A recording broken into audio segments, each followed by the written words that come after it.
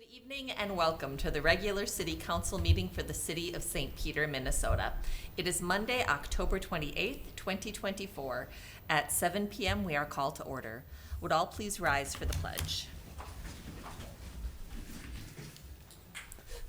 I pledge allegiance to the flag of the United States of America and to the republic for which it stands, one nation, under God, indivisible, with liberty and justice for all.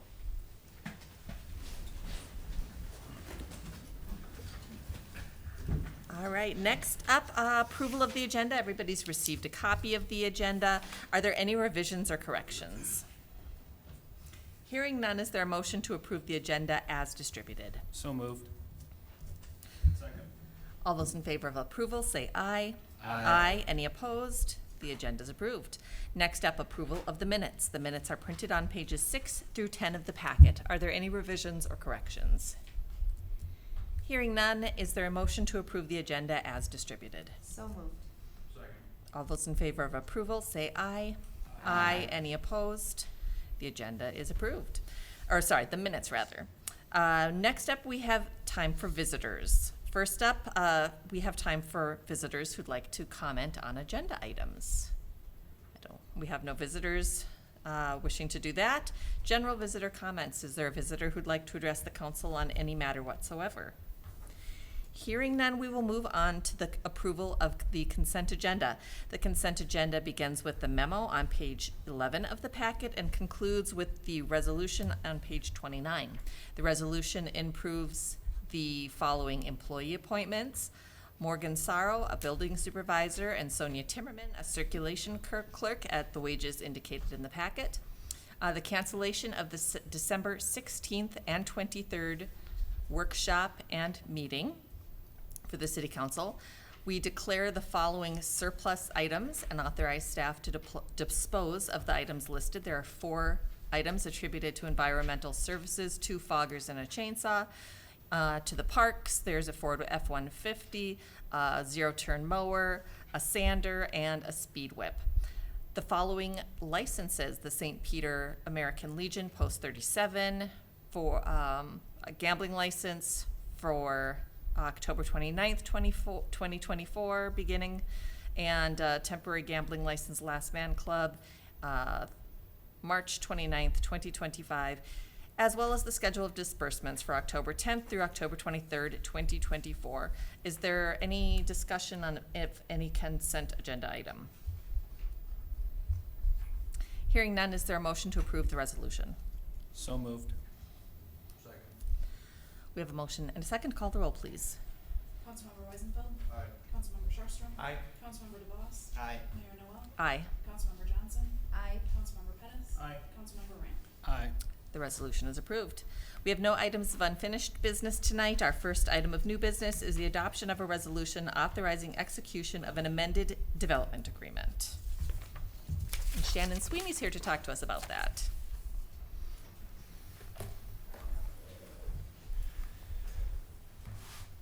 Good evening, Madam Mayor and members of the council. The city has already entered into a form of development agreement with BRM Holdings for the construction of 25 additional units adjacent to their Capitol Lofts project. It would all be on one parcel of property that they've platted into one parcel, and ultimately they have requested tax increment financing assistance for the 25 additional units that they would be constructing. What we've proposed is to amend the note to increase the amount of the note by $472,164, which are the projected increments over the remaining life of that note. So the phase 2 project would actually receive a shorter duration of subsidy than the original project, because the note would still mature on the same date. Just the amount would be increased based on the additional tax that will be collected off the 25 new units. As they are on the same parcel of property, the developer would be required to meet income restrictions for 20% of all the units, including the new 25 units that would be constructed.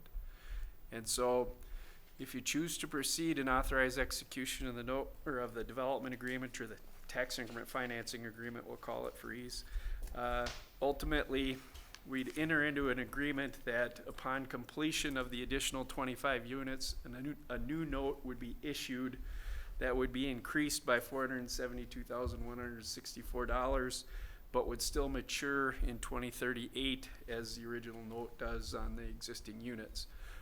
The original units are set to receive tax increment reimbursement next year. This new phase development likely won't hit the books until 2027, and so that's when the first reimbursement would occur. So it's going to receive a couple of years less of assistance under the current proposal. Happy to answer any questions. Questions for Shannon or anything you'd like to add, Todd? No, Madam Mayor. Brad? So for clarification, the developer is getting 90% of the available tax increments. What happens to the other 10%?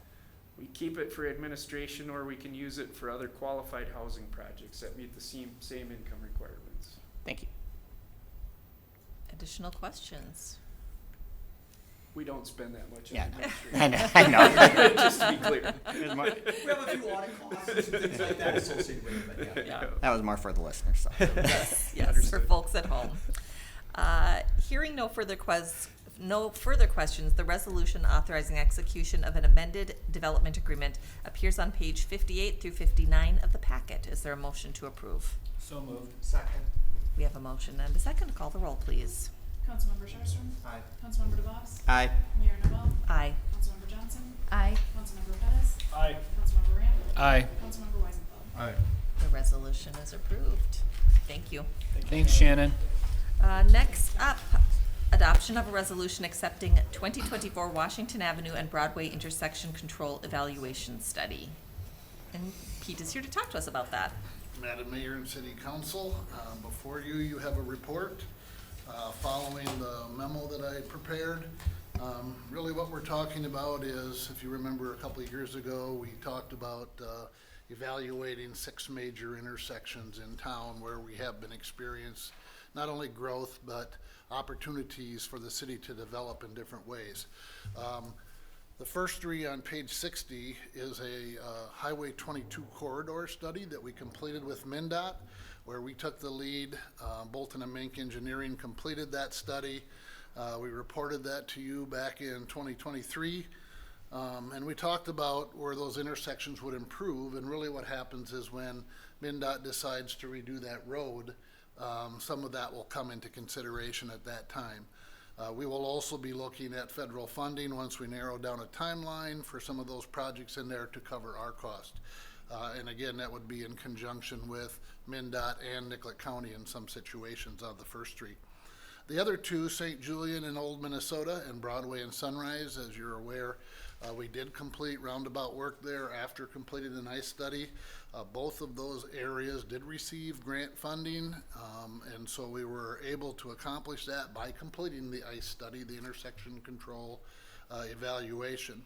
And so those 2 have been completed. The final intersection is, of course, Broadway and Washington. And again, Bolton and Mink did the study for us there. And what we found was the recommended improvement would be a single lane roundabout in that area to take care of existing and future operational demands that intersection carries. Also, we'd like to reduce the number of conflict points. We do have a few right angle crashes at that intersection, and we'd really like to eliminate as many of those as we can in the future. We will use the findings from the ICE study to not only supplement our transportation plan, but to include it in part of our comprehensive plan that we're undertaking here in the next 18 months. And we'd like to have this study approved by the council so that we can also seek federal fundings when the opportunity arises and or when comprehensive plan improvements are justified. I'm asking that you approve the resolution on page 120, and I'm open for questions. All right, thank you. Questions for Pete? Brad? So Pete, while we're approving this and it in the study indicates a roundabout is best option, there is a concept on page 20. We're not obligated to actually follow that actual concept laid out on page 20. That's just to give you an idea of what could happen from that point of view. Council still has the authority to do whatever they would like on that. Where the ICE study helps us, without an ICE study, we can't get federal funding or grant funding. Okay, thank you. And that's very similar to the question I had for you earlier today in preparation. I shared in that question is that moving forward, we're accepting the study, but the actual draw up of the intersection, we have say in down the road. Right. Things could change by the time we actually do the work. If it's through 2 to 3 or 5 years or 8 years down the road, you know, circumstances will change. But we do have information though that shows that a roundabout is probably the best fit for what we're looking at that intersection with our traffic patterns. And philosophically, I agree with the roundabout. I have a problem with the layout that they came up with and the park and where it's going to be and how it's going to affect parking in the area.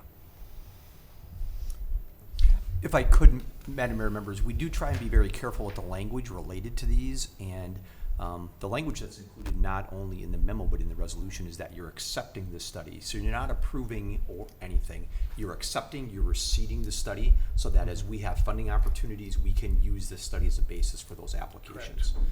And so we try and be careful about the utilization of that language. As you both articulated, I think very well, any project that would come forward, whether it's federally funded or other, would ultimately have to be approved by the city council and allow us to solicit bids. And as a part of that bid solicitation process would be what we would call the 95+% design or 100% design. And so that's the point at which parking or exactly how wide or how narrow or what plants are included in the median are things that then the council can weigh in on. Thank you. Additional questions for Pete or for Todd? Hearing none, the resolution accepting the 2024 Washington Avenue and Broadway intersection control evaluation study appears on page 120 of the packet. Is there a motion to approve? So moved. Second. We have a motion and a second. Call the roll, please.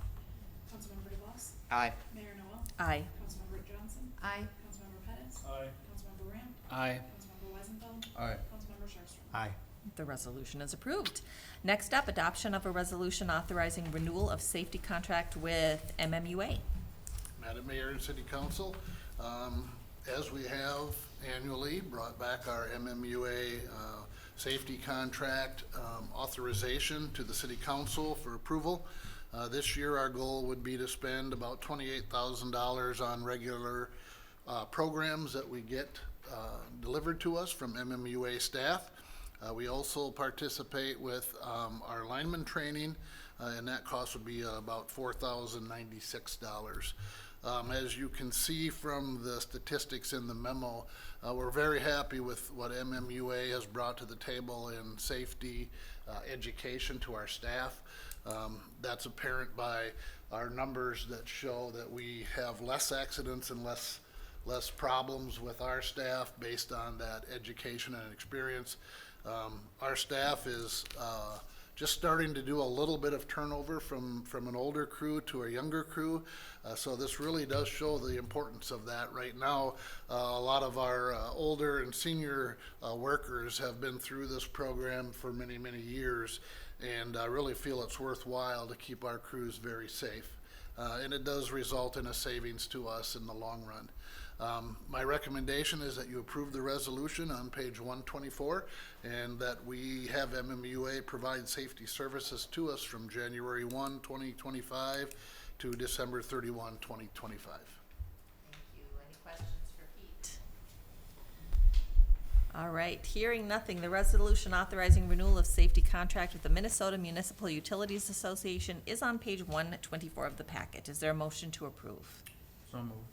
Second. We have a motion and a second. Call the roll, please. Mayor Noel? Aye. Councilmember Johnson? Aye. Councilmember Pettis? Aye. Councilmember Ramp? Aye. Councilmember Weisenfeld? Aye. Councilmember Sharpstra? Aye. Councilmember DeVos? Aye. Motion is approved. Thank you, Thank you, Pete. Thank you.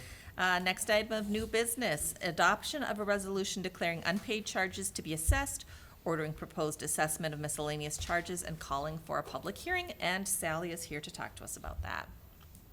Mayor Noel and City Council. Tonight, we are here asking you to approve the resolution to prepare assessments for miscellaneous project and charges. The memo is on pages 125 and 126. The assessments are for the non-right-of-way work done for sidewalks, private sewer lines, driveway aprons, and we do have signed waivers for all the work that has been complete. These charges are in addition to the curb, gutter, sidewalk, and road construction and utility improvements done on Pine Street. There are miscellaneous charges for lawn mowing, private water service, and those are to be assessed also.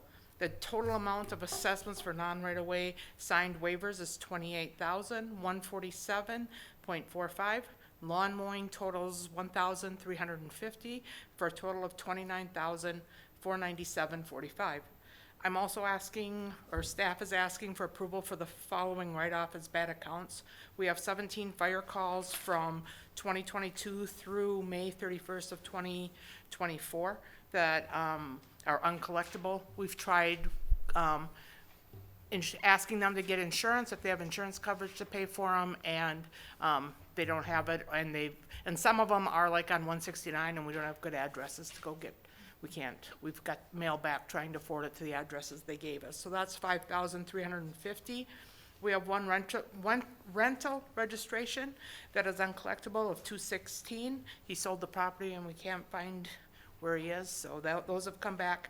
And then there's 7 recreation programs of fees that are uncollectible, bad checks or whatever happens to be for $1,897.72. So we're asking you to approve the resolution to prepare assessments for projects and miscellaneous assessments on page 128. All right, questions for Sally? Anything you'd like to add, Todd?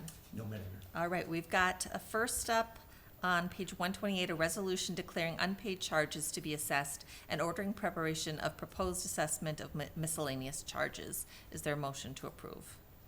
So moved. Second. All right, we have a motion and a second. Call the roll, please. Councilmember Johnson. Aye. Councilmember Pettis. Aye. Councilmember Graham. Aye. Councilmember Weisenfeld. Aye. Councilmember Sharpstra. Aye. Councilmember DeVos. Aye. Mayor Noel. Aye. The resolution is approved. We have a second resolution calling for a public hearing on assessment of miscellaneous charges. That's on 129 of the packet. Is there a motion to approve? So moved. Second. We have a motion and a second. Call the roll, please. Councilmember Pettis.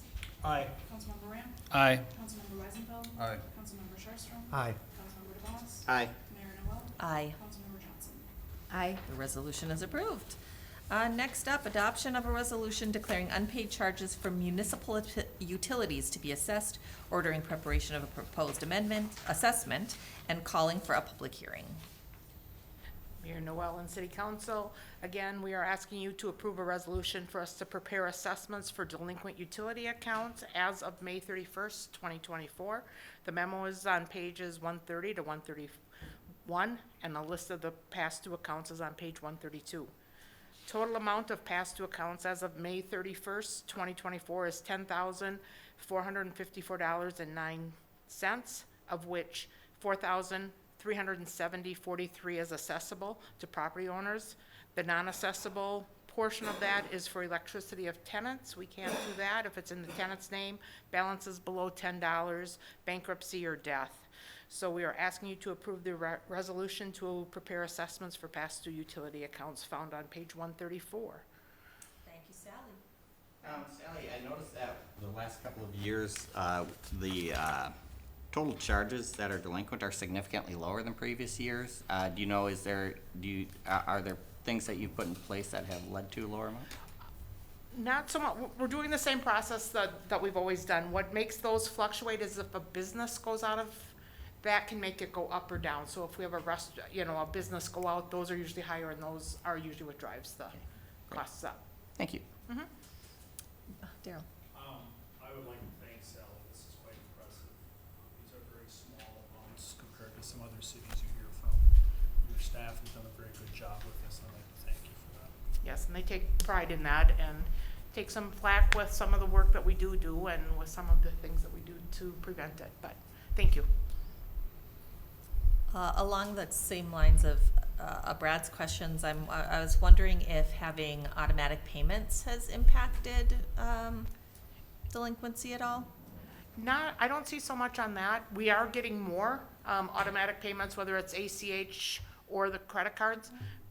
That's probably helped a little bit, but I think it's more the last, not this year, but previous years. I think part of it is COVID dollars and some of the other ones that they have helped with water, sewer, wastewater, garbage portions. It used to be just electric is what MVAC and some of the other assistances are.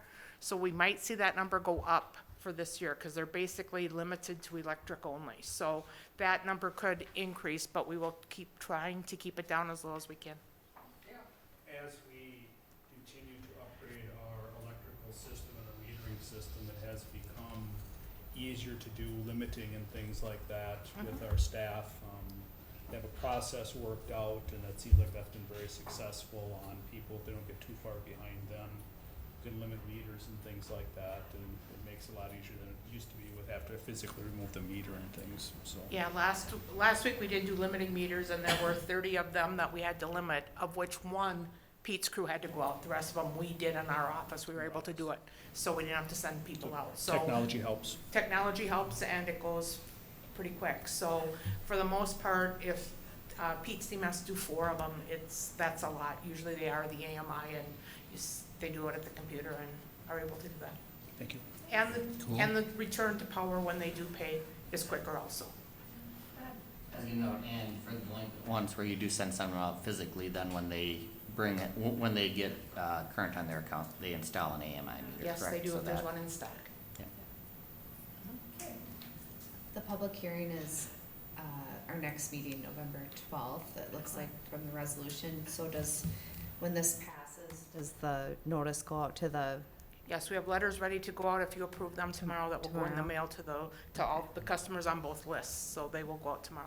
thank you. Additional questions? All right, hearing nothing further, the resolution, let's see.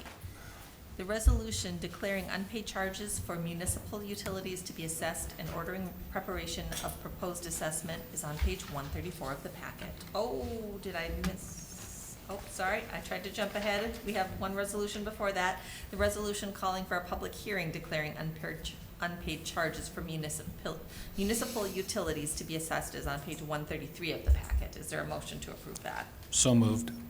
Second. We have a motion and a second. Call the roll, please. Councilmember Ram? Aye. Councilmember Weisenfeld? Aye. Councilmember Sharpston? Aye. Councilmember DeVos? Aye. Mayor Noel? Aye. Councilmember Johnson? Aye. Councilmember Pettis? Aye.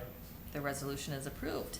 Now our second resolution declaring unpaid resolutions for municipal utilities to be assessed and ordering preparation of proposed assessment is on page 134. Is there a motion to approve? So moved. Second.